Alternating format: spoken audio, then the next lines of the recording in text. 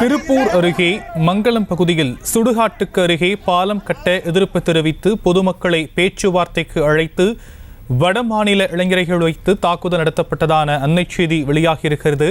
அந்த காட்சிகளை பார்த்து கொண்டிருக்கிறோம். விவரங்களை எம்முடைய செய்தியாளர் சரவணன் வழங்க நாம் கேட்கலாம். சரவணன், என்ன நடந்தது?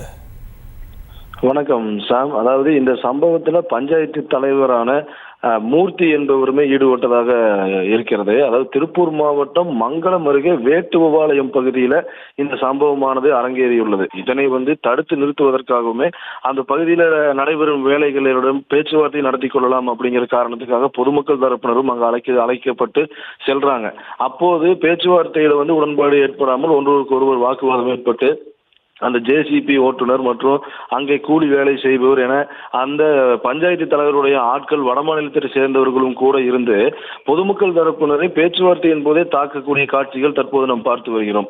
இந்த சம்பவம் வேறு பகுதிக்கு தான் மாற்ற சொல்றாங்க. இந்த பாலத்தை வேற அவங்க பொதுமக்கள் கேட்கறது வேறு பகுதிக்கு மாற்றுங்க, இந்த பகுதியில் இடையூறு இருக்கிறது என்று கூறும் காரணம் மட்டுமே தான் இந்த இடத்துல ஒரு காரணமா பார்க்கப்படுகிறது. இது தொடர்பான வீடியோ தற்போது வைரலான நிலையில மங்களம் போலீசார் வழக்கும் பதிவு செஞ்சாங்க. தொடர்ந்து இன்றைக்கு பொதுமக்கள் தரப்பினர் திருப்பூரிலிருந்து மங்களம் செல்லக்கூடிய சாலையை மறித்து போராட்டத்திலும் ஈடுபட்டாங்க. உடனடியாக பஞ்சாயத்து தலைவர் மற்றும் அந்த வடமாநிலத்தை சேர்ந்தவர்களையும் கைது செய்யுங்கன்னு போராட்டத்திலும் ஈடுபட்டாங்க.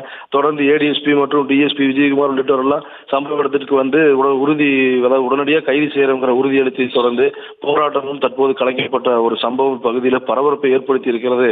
சாம், செய்திகளை உடனுக்குடனும் துல்லியமாகவும் தெரிந்து கொள்ள சப்ஸ்கிரைப் பண்ணுங்க.